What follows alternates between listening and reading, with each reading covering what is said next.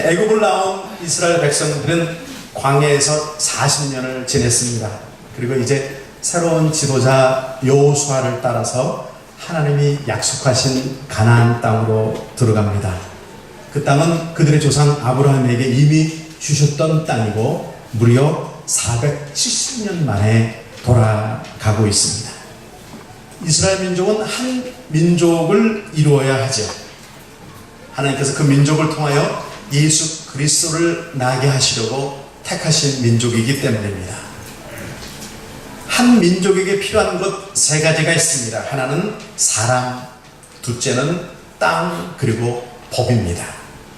숫자로 이제 그들은 약 200만 명 이상을 구성하고 있습니다. 백성은 준비되어 있습니다. 그리고 광야에서 지내는 40년 동안 하나님으로부터 그들은 법을 받았습니다. 이제 남은 것은 이미 주신 그 땅을 차지하는 것만이 남아 있습니다. 땅은 들어가 직접 차지해야 하는데 이미 그 땅에는 다른 민족들이 살고 있습니다. 그때나 지금이나 누구도 자신의 땅, 영토를 쉽게 내주지 않습니다. 땅은 발을 딛고 서게 하고 생명의 근원인 양식과 거처를 제공합니다. 근데 참 흥미있는 사실은 하나님이 주신, 우리 모두에게 동일하게 주신 그 땅을요, 사람들이 법을 만들고 규정을 정하고 네 것, 내 것, 소유를 갖고 있다라는 거죠. 부자 몇 사람이 세계의 대부분의 땅을 다 차지하고 있는 것을 아십니까? 2주 전에 인터넷에 봤더니 한국의 제일 비싼 땅이 명동인데 명동의 한 평방미터가 1억 9천 몇백만 원, 2억이다. 그 소중한 땅을 지키려고 사람들은 나름대로 최고의 성을 그 땅에 쌓습니다. 생명을 보호하고 안정과 행복을 추구하기 때문이죠. 우리도, 여러분도 나름대로 각자의 땅 그리고 그 외에 성을 쌓고 있습니다. 나를 안심하게 해주는 무엇을 쌓고 있다. 그것이 은행에 남은 잔고일 수도 있고요, 한국에 사던 집일 수도 있고요, 내가 곧 물려받을 유산일 수도 있고요, 퇴직금, 은퇴연금, 생명보험, 건강보험일 수도 있죠. 지금 견고하다라고 믿는, 남들도 견고하군요 라고 여겨주는 이 성이 얼마나 오래 갈까요? 우리 역사를 보면서 무너진 성들을 많이 발견합니다. 그리고 인간의 노력과 지혜의 허망함을 느낍니다. 세월이 흐르고 땅이 흔들리고 홍수가 나고 물이 덮치면 아무것도 아니더라. 실제 우리는 견고한 성 여리고성을 좀 보겠습니다. 희망의 부풀어 요단강을 건너와 이제 가나안 땅을 차지하려고 하는 이스라엘 백성 앞에 엄청난 큰 성이 버티고 있습니다.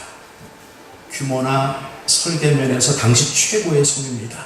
너무 높고 견고해서 어찌 해볼 계산이 도저히 서지 않습니다. 이 여리고성은 자연적인 구름 언덕 위에 세워졌습니다. 둘레 성벽을 일단 두르고 조금 언덕 밑에 또 다른 외벽을 쌓았습니다. 두 벽이 있는 성인 것입니다. 전체 넓이가 약 6헥타르 정도 되었다. 그리고 네 벽의 높이가 땅으로부터 14m, 한참 쳐다봐야 되는 성입니다. 그리고 그 외벽의 높이가 무려 6m, 그리고 벽의 두께가 진흙으로 다져놓은 4m 이상이었다라는 거예요. 그 앞에 들어가야 할 이스라엘 백성들은 얼마나 황당했을까. 처음 보는 엄청난 모습. 피해갈 수도 없습니다. 시간을 끌 만한 여유도 없습니다. 양식도 없습니다. 반드시 정복해야만 합니다. 여러분은 어떤 성을 쌓고 살아가시고 계십니까? 그 성은 지금 견고합니까? 어디에 세워져 있습니까? 어떤 모습으로 세워져 있습니까?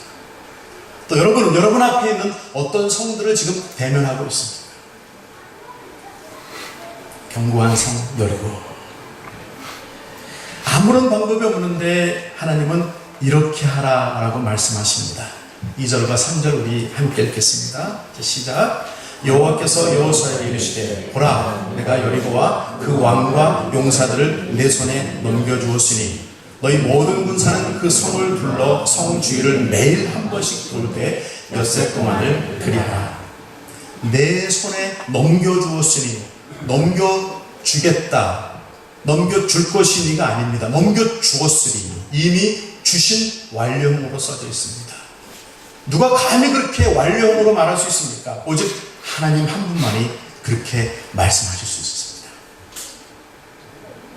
그리고 방법을 말씀하십니다. 너희는 하루에 한 번씩 성 주변을 돌아라. 6일 동안 반복하라. 여기서 주시는 교훈이 있죠.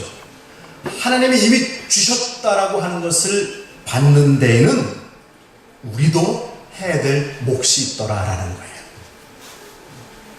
이미 너에게 주었다, 그냥 가져라가 아니더라. 이렇게 해야 한다라고 하셨는데 그 방법이 뭐예요? 성을 그저 돌아라.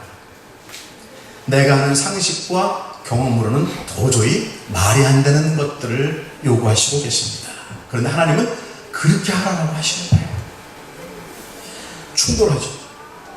말씀과 말씀 앞에서 내가 충돌합니다. 나는 안 되고 황당한데 하나님이 그렇게 하라고 하십니다. 나와 말씀이 싸웁니다. 계속 그런 싸움 하고 계신 거 아니에요? 이 순간 최종 결정은 하나님이 이미 하셨기에 결정은 내가 내리는 것입니다. 순종이냐 아니냐. 여호수아의 위대함은요, 하나님이 하신 말씀을 그대로 순종했다는 거죠. 그리고 자기가 순종했기 때문에 자신의 순종을, 하나님의 말씀을, 그 방법들을 백성들에게 전하고 그들도 순종하게 했다는 거죠. 하루하루 성벽을 돌긴 돌면서 별별 생각이 다 났을 거예요. 이게 지금 맞는 일을, 가능한 일을 내가 하고 있는 것이냐. 내가 하나님 말씀 안에 섰습니다. 예, 그렇게 하기로 결정했어요. 그리고 내가 그것을 따라가요. 그런데 나는 계속해서 내 마음에 의심이 들죠. 이게 맞는 거야? 이게 정말 바른 거야? 이렇게 될까? 내 혼자 생각도 갈등으로 헷갈리는데 내 주변에 같이 도는 사람도 나에게 말합니다. 이거 좀 뭐 하는 거야? 이게 가능해? 그러면 내 의심은 따블이 되죠. 짜증나고 힘듭니다. 그리고 또 성 위에 있는 여리고 사람들은 나에게 말할 거예요. 야, 이 한심한 녀석들아, 도대체 뭐 하는 짓이냐? 너는 바보가 아니냐? 내가 하나님 말씀에 서서 순종하려고 할 때에 나보고 잘한다 라고 하는 사람이 얼마나 있습니까?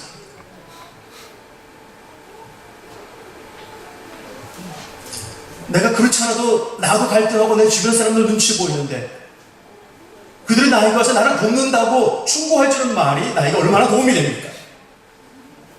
그리고 대적들은 얼마나 계속해서 나를 놀려댑니까? 내가 믿고 순종함으로 행할 때에 나를 응원해주는 사람들이 많이 생기기를 축복합니다. 예? 순종은 반토막이 아니죠. 반순종은 순종이다라고 말하지 않고 잡종이다라고 말하는 거예요. 잡종. 하나님 말씀을 반만 따르는 것은 없습니다. 온전히 따르는 것을 순종이라고 말하는 거예요. 의학계에서 발표한 새로운 물질, 뇌에 있는 새로운 물질 도파민이라는 게 있습니다. 이 뇌에서 생성되는 물질인데요. 이것은 우리가 무엇을 결정하는데 뇌에서 분비되어 결정을 돕습니다. 어떤 상황에 놓였을 때 나도 모르게 아주 순간의 일이죠. 도파민이 나타나면서 이것을 할 것인지 말 것인지, 만일 이것을 하게 되면 내가 어떤 결과를 얻어왔기 때문에 어떤 결과를 얻을 것인지를 판단하게 합니다. 사실 지금까지 우리는 다 대부분 이런 결정들을 따라 살아왔다는 거죠. 그런데 놀라운 사실은 어떤 이들에게는 이 도파민의 결정을 뛰어넘는 결정을 하게 되더라라는 거예요. 어떤 이들. 하느냐 마느냐 결정하는 데에 분비된 순간적인 도파민의 작용을 뛰어넘는 것, 바로 신앙 안에서 하는 결정이라고 있습니다. 지금 내가 나서게 되면 죽게 된다라고 도파민은 말하는데 그 도파민의 결정 내리기 전에 죽겠다고 나서는 걸 말하는 거예요. 죽음을 넘는 죽음이 별거 아닌 죽음 후를 믿고 있기 때문에 결정할 수 있는 결정을 말하는 거예요. 그것 때문에, 그 결정 때문에 받을 박해, 고난 알지만 그렇게 결정하는 거예요. 희생, 예수님처럼 예수님 같이 되는 거예요. 나도 알아요. 이렇게 결정하면 내가 손해보고 바보 소리 듣고 그 일 때문에 앞으로 계속해서 내 가슴이 아플 건 나도 알아요. 근데 그렇게 결정하는 거예요. 내 시간이에요. 나도 피곤해요. 그런데 봉사하기로, 섬기기로 결정하는 거예요. 내 돈이에요.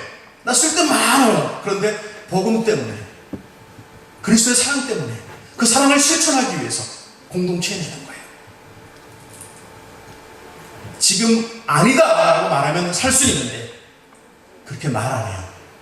그렇다라고 말하는 거예요.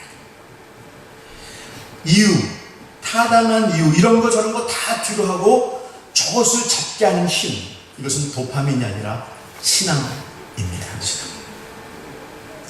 신경물질이 이렇고 저렇고 이게 맞네 아니네 뛰어넘는 결정, 진실, 거짓, 손해, 이익 다 떠나서 하나님 말씀에 순종하고 서는 그 결정을 하는 거죠. 도파민 따라 사는 여러분 아니라 신앙 결정으로 살아가신 여러분 되시길 축복합니다.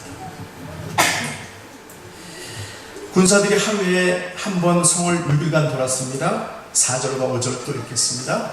자, 시작.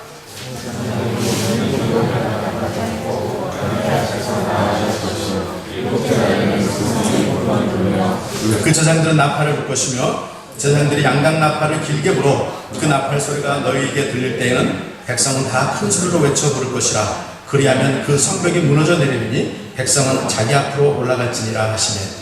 이제 7일째 되는 날은 7번을 돌아라. 나팔을 불고 소리쳐라. 성벽이 무너져 내릴 것이다. 근데 그냥 그게 받아들여지겠느냐. 총도 칼도 대포도 땅굴을 파는 것, 사내를 두는 것도 아닌데 무너져 내린다. 그러면 너희는 들어가서 정복하기만 하면 된다. 우리가 이미 성경에 주신 말씀을 알고 있기 때문에 나도 그렇게 할 수 있을 거야 라고 생각하지만 정말 우리 마음처럼 그때 당시에 그들은 이것이 쉬운 일은 아니었을 것입니다. 이제 정말 철저한 순종으로 7번을 그날 돌고 있는 거예요. 그런데 한 7번 돌기 전에 5번쯤 되면 뭔가 좀 보여야 되는 거 아닙니까? 그렇죠. 그렇게 7일째까지 그대로 말씀에 순종해왔는데 한 2번 정도만 더 돌면 된다면, 그 정도까지 왔다면 뭔가 좀 흔적이 보여야 되는 거 아니에요? 사인이. 내가 말씀 편에서 그렇게 애써 왔는데, 말씀 때문에 그 간절함에 그 안에 서서 그렇게 섬겨왔는데, 그러면 뭔가 좀 보여야 되는 거 아니냐고요. 사업이 풀리거나, 그 사람의 마음이 열리거나, 내 어떤 길이 열리거나, 취업이 열리거나, 집 나간 아들이 다시 돌아오겠다고 사인 오거나, 뭔가 좀 있어야 되는 거 아니에요? 그런데 보이지 않다. 끝까지 철저하게 그때까지 하기를 요구하시더라. 내가 나에게 맡겨진 몫을 끝까지 충성스럽게 감당해야 하더라. 그러면 그때에 그렇게 말씀하신 대로 하나님 하십니다. 우와! 라고 놀라게 하십니다. 그 견고한 성벽이 한꺼번에 황당히 무너지는 거예요. 네, 마지막 순간 제사장들이 그대로 순종해 나팔을 불고 온 백성들이 소리칩니다. 그때서야 성벽이, 외벽과 내벽이 한꺼번에 무너져 내립니다. 성문이 열렸다 정도가 아니라 완전히 개방된 거예요. 그리고 군사들이 흘러내린 그 흙을 밟으며 성으로 들어가는 거예요. 고고학자들이 성경을 보다가 여리고성이 있었구나라고 추적하기를 시작합니다. 두 부류가 있겠죠. 한 부류는 제발 좀 나오지 마라. 그래서 성경이 거짓임을 좀 알아내자. 또 한 부류는 성경에 말씀하셨기에 당연히 있을 것이야. 1900년 초에 이미 여리고성은 다 파헤쳐졌습니다.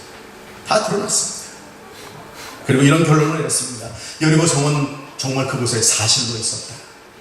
이 성은 시간을 두고 서서히 무너진 것이 아니라 일순간에 무너진 흔적을 봅니다. 그리고 불에 타 남은 곡식들이 여전히 있었고 성벽과 건물터의 규모를 그대로 밝힐 수 있었습니다. 성이 일순간에 무너진 것은 지진 때문이었을 것이다라고 판단할 수 있죠. 다른 이유가 하나도 없죠. 땅이 흔들려 단번에 무너진 것, 지진. 그런데 사람들은 지진이라면 무너질 수도 있겠지라고까지만 생각하죠. 하나님이 그 지진을 왜 그때 그렇게 보내셨는지를 생각하지 않죠. 철저히 순종한 그 마지막 순간에 지진을 일으킬 수 있는 우리 하나님. 하나님의 때에 하나님의 방법으로 하나님이 만드신 사람과 자연을 통하여 일하시는 우리 하나님. 믿으십니까? 이제 그 성 안으로 들어갑니다. 그 성 안에 있는 모든 생명체를 죽여라 라고 말하십니다. 6장 21절입니다. 1절 시작. 그 성 안에 있는 모든 것을 온전히 다치되 남녀노소와 소와 양과 나귀를 칼날로 멸하니라. 아이고 좀 심하지 않습니까? 그냥 집터도 어느 정도 쓸 수 있을 텐데 무너졌어요. 양과 소, 사람 그렇게 다 죽여야 합니까? 아이까지, 노인까지. 왜요? 왜 그렇게 죽이라고 하십니까? 모든 생명은 하나님의 손에 있다를 교훈하십니다. 우리는 죽고 사는 게 너무 소중하지만 가장 최고로 여기지만 그 모든 그것도 다 하나님의 손에 있다. 하나님 안에 속하지 못한 자, 하나님을 대적하는 모두는 죽을 수밖에 없다를 교훈하시고 싶으신 거예요. 아무리 내가 믿기에 견고한 성, 모두 인정하는 완전한 곳이라고 할지라도 그 성이 너의 생명을 보호하지 못한다를 교훈하시고 싶으신 거예요. 세 번째, 다 죽는데 안 죽는 사람이 있어요. 라합입니다.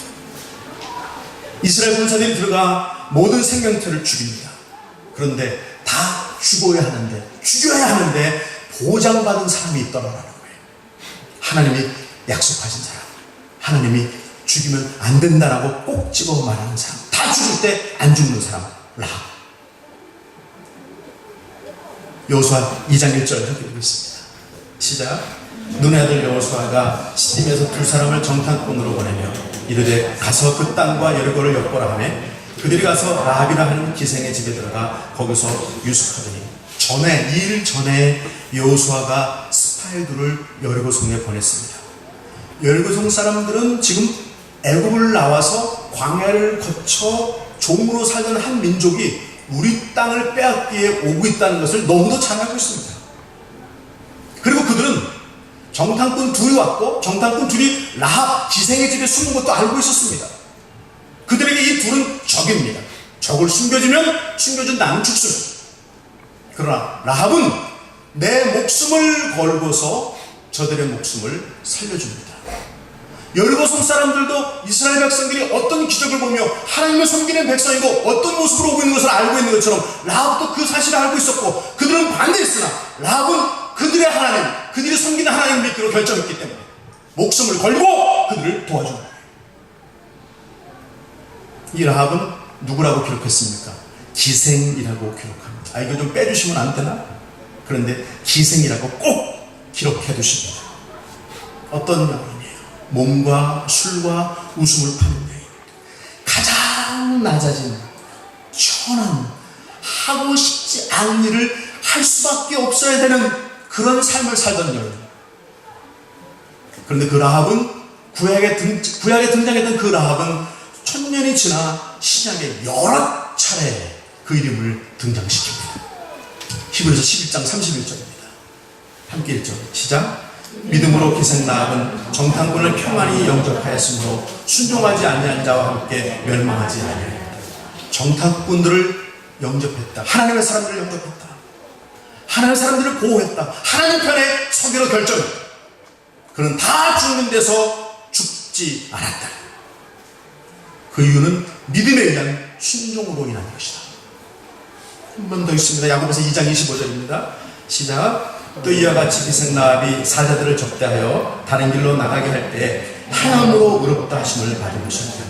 라합은 자신이 믿는 것을 실천, 즉 행함으로 의롭다함을 받게 되었다. 라합은 믿는 것을 드러내고 행했기 때문에 의로운 자다, 하나님의 사람이다 라고 인정받게 되었다. 성이 무너지기 전에 여호수아가 이렇게 명령했습니다. 여호수아 6장 17절입니다. 1절 시작. 이 성과 그 가운데 있는 모든 것은 여호와께 온전히 바치되 기생 라합과 그 집에 동거하는 자는 모두 살려주라. 이는 우리가 보낸 사자들을 그가 숨겨주었습니다. 출신, 성분, 교육 수준, 지금의 모양새로 우리는 사람을 판단합니다. 그러나 하나님은 사람의 마음속 그 믿음을 보십니다. 그리고 그 믿음이 행함으로 드러나지는지를 보시고 계십니다. 그럴 때 의롭다라고 인정해 주십니다. 라합 이 한 여인으로 말미암아 온 가족이 죽지 않고 살게 되었다. 여러분 한 사람으로 말미암아 여러분 가족이 살게 됩니다. 여러분 한 사람으로 가족이 살고 공동체, 여러분 친구 친척들이 다 살 수 있어야 합니다. 마태복음 1장에는 우리 예수님의 족보를 기록했습니다. 1장 5절 말합니다. 함께 읽죠. 시작. 살몬은 라합에게서 보아스를 낳고 보아스는 루셋에게서 로벳을 낳고 오벳은 이세를 낳고 라합은 후에 정상적인 여인으로 받아져 이스라엘 사람들로 받아짐을 받아 결혼했고 자녀를 낳았는데 그 남편의 이름은 살몬이었다. 그리고 그들은 보아스를 낳았다. 이 아들 보아스는 룻과 결혼하게 되어 오벳을 낳았는데 이 오벳은 이세를 낳았다. 이세가 누군지 아세요? 이세는 다윗의 아버지입니다. 다윗으로부터 누가 나옵니까? 우리 예수 그리스도가 등장합니다. 이스라엘 백성들과 결혼했다. 하나님의 백성으로 받아들여짐을 받았다. 인정받았다. 과거가 어떠했던지 묻지 아니하신 우리 하나님. 하나님 다만 내 속에 하나님을 향한 믿음 그리고 순종을 보시고 계십니다. 기생이 죽음을 벗어나 받아들여짐을 받고 가정을 꾸미고 예수님의 조상이 되었더라. 출신, 교육 수준, 가정 환경, 지금의 내 주변의 모든 것, 지금의 그 모습보다 더 중요한 무엇이 있다. 내 속에 하나님이 계십니다. 내 속에 믿음이 있다. 그 믿음을 향한 믿음으로 인한 그 말씀에 순종함이 있느냐. 말씀을 정리하겠습니다. 첫째, 우리가 안전하다라고 믿고 쌓고 거하고 있는 성은 무엇입니까? 정말 그것은 완전합니까? 영원한 것입니까? 잠시뿐입니까? 무엇을 쌓고 어디에 계십니까? 둘째, 내가 만난 상황 앞에서 하나님의 말씀과 내가 충돌해 왔는데, 충돌할 것인데 나는 어느 편에 서야 합니까? 어느 편에 서 오셨습니까? 그리고 그 결과는 어떠했습니까? 셋째, 목숨 걸고 하나님의 편에서 말씀에 순종했던 라합. 배경과 환경을 이기고 은혜 안에 들게 된 여인 라합. 나는 라합 같습니까? 그래 왔습니까? 나로 말미암아 내 가족들이 구원받았습니까? 구원받아야 한다라고 생각하십니까? 나 하나로 말미암아 우리 주변이 살게 되십니다. 기도하겠습니다.